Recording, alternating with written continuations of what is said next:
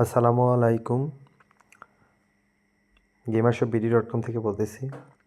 এই ভিডিওতে আমি দেখাবো যে কীভাবে প্লেস্টেশন প্লাস কিনবেন।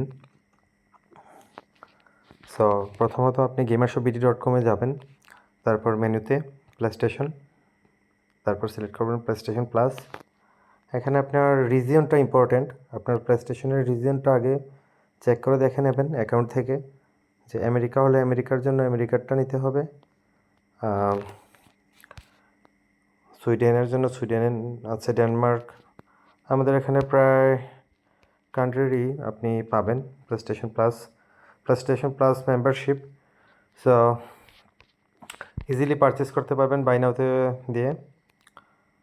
সো কেনার পর আপনি ওটা রিডিম করবেন আপনার প্লেস্টেশন থেকে রিডিম অপশনে গিয়ে। তারপর আপনার ওইটা যত মাসের আপনি নেবেন, 12 মাসেরটা নিলে 12 মাসেরটা ওইটা অ্যাক্টিভেট হয়ে যাবে। So